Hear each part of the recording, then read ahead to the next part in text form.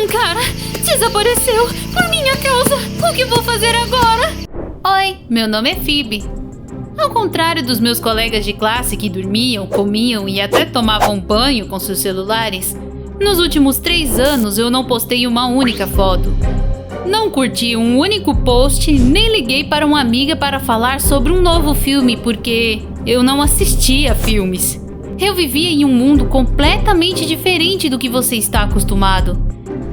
Deixe seu like e inscreva-se no canal e escute a minha história. Meus pais eram empresários. Bem, eles costumavam ser. Quando eu era pequena, eu dirigia meu próprio carrinho até nosso cinema particular para assistir meus desenhos favoritos. Por que éramos tão ricos? Bem, eu descobri muito mais tarde que meus pais ganhavam uma tonelada de dinheiro cortando florestas e construindo alguns imóveis não muito legais. Nada legal, certo? Os ativistas também pensavam assim e processaram meus pais, que não os levaram a sério. Foi assim que tudo começou. O tribunal impôs uma multa tão alta aos meus pais que eles não tinham nem condições de pagar. Consegue imaginar? Perdemos tudo. Nossos carros, casa, computadores e todos os meus brinquedos. Teria sido mais fácil se tivéssemos parentes ou amigos, mas minha família não tinha para onde ir. Para encurtar a história, acabamos na rua.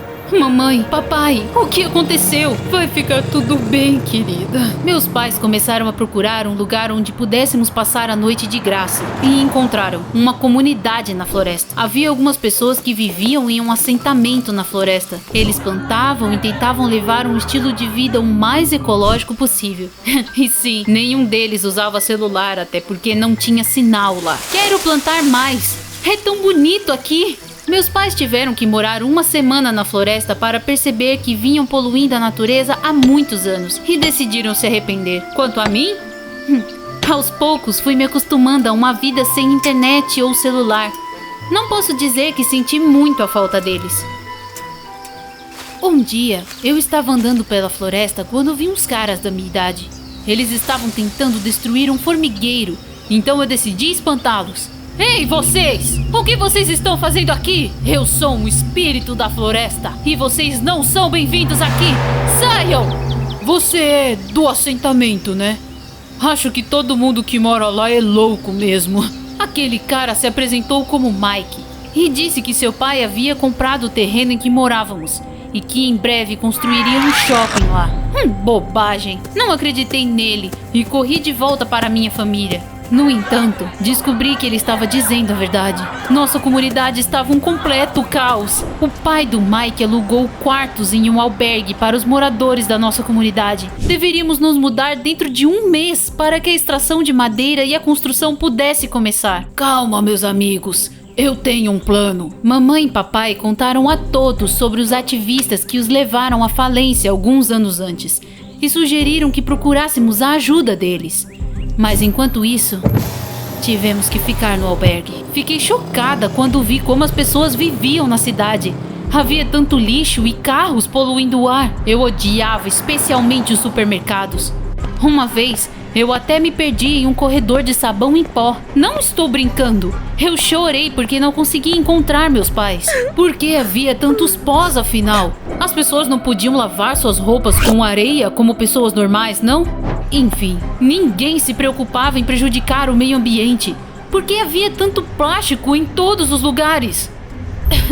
As janelas do meu novo quarto davam para uma fábrica e uma estrada. Então era sempre muito barulhento e o ar era terrivelmente poluído. Eu não conseguia dormir sem ouvir o churriar dos gafanhotos a que estava acostumada. As sirenes e o rugido dos motores me faziam passar a noite em claro.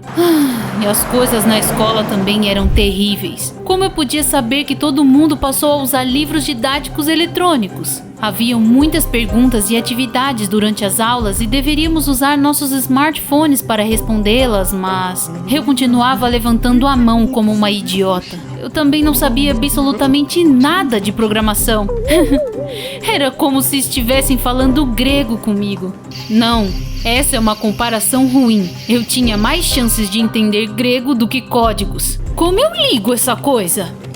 Meu Deus, como ela é burra! A tecnologia avançou tanto em 3 anos que eu mal conseguia reconhecê-la. Desbloquear o celular com impressão digital? Face ID? Alguns anos atrás eu nem sequer tinha ouvido essas palavras.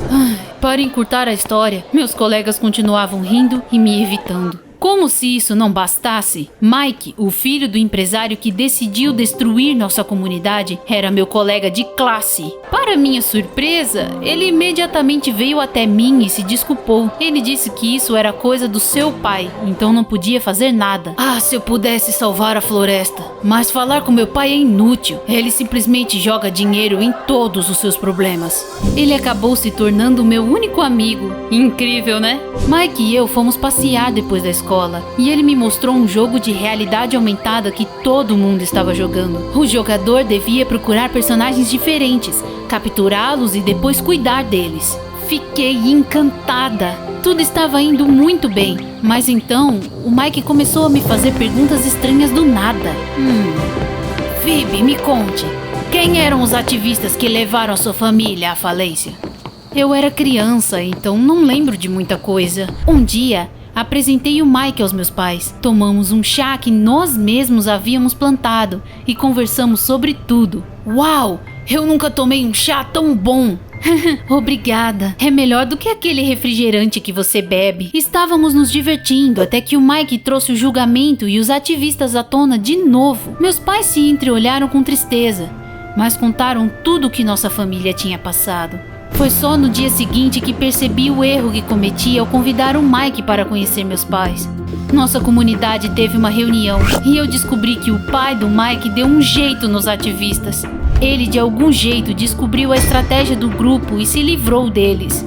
Percebi imediatamente que o Mike havia me traído e contado tudo ao seu pai. Decidi nunca mais falar com o Mike, mas ele começou a me seguir e a fazer de tudo para eu prestar atenção nele. Mas minha solidão não durou muito. Conheça minhas novas amigas. Sim, são flores, mas você tem que concordar que às vezes são companhias melhores do que certas pessoas. Ninguém nunca cuidava das plantas da escola, então as coitadas murchavam e morriam, mas eu sabia como cuidar delas.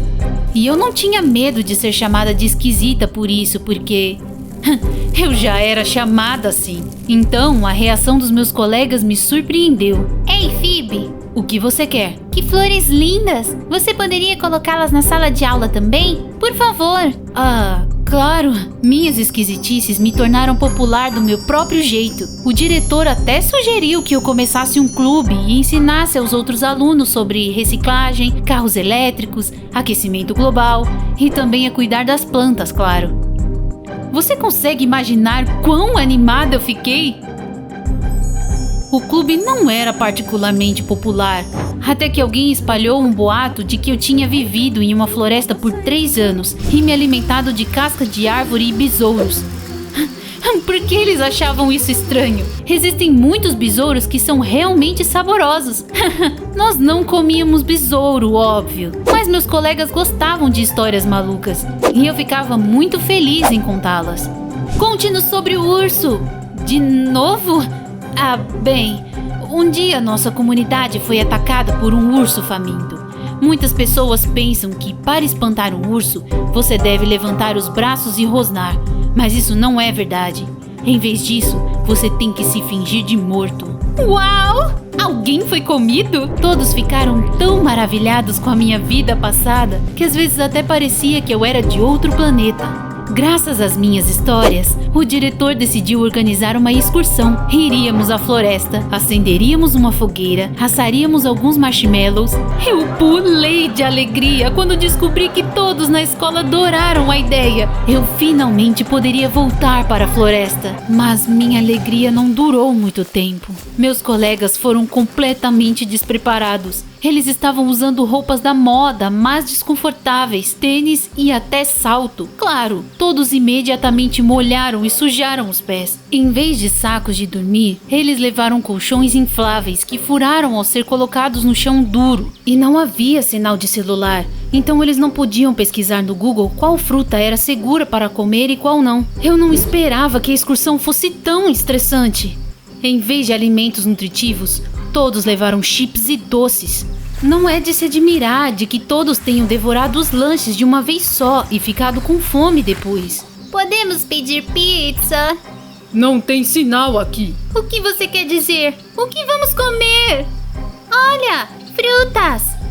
O que você está fazendo? São venenosas. Ainda estou com fome. Vou tentar pescar algo. Com as próprias mãos? Duvido que dê certo. Nosso professor caiu e machucou a perna quase que imediatamente. Eu tive que enfaixá-la. Enquanto eu prestava os primeiros socorros, meus colegas resolveram dar um mergulho. Mas alguns esqueceram que não sabiam nadar. Eu era o salva-vidas, cozinheira e enfermeira, tudo ao mesmo tempo. Ai, acampar não era nada divertido e nem tinha escurecido ainda. Como eu esperava, o pior começou à noite. Eu estava dormindo, exausta, quando meus colegas me acordaram. O Mike foi para a floresta. Ele saiu há muito tempo. Cada hora passada na floresta poderia lhe custar a vida. Além disso, nosso professor não conseguia andar. Caramba! Eu imediatamente organizei um grupo de busca. Dividi todos em grupos e disse a eles como procurar o Mike e não se perder. Gritamos o nome do Mike e esperamos alguns segundos pela resposta. Depois disso, gritamos de novo. Mike, a pizza chegou! Nós andamos pela floresta por várias horas. Eu estava ficando desesperada. Havia um cara sumido por minha causa. Agora, o pai do Mike cortaria a floresta toda só para encontrá-lo. Mas isso não importava naquele momento. Eu rezei para que o Mike fosse encontrado são e salvo. Felizmente, conseguimos achá-lo. O Mike estava sentado em uma árvore. Mike, está tudo bem. Desça daí. Não! Por quê? Não sei como.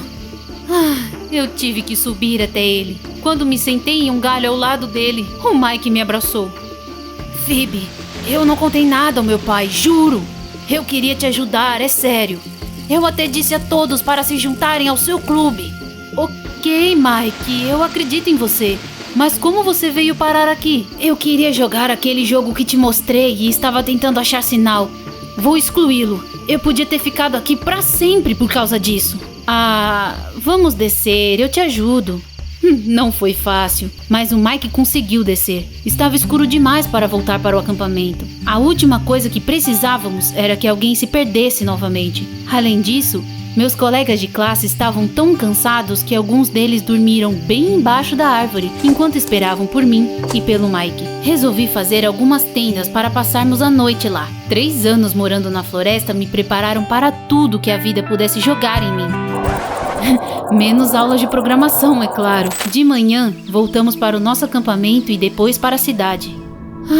Eu estava contando aos meus pais tudo o que havia acontecido na excursão, quando o pai do Mike bateu na nossa porta.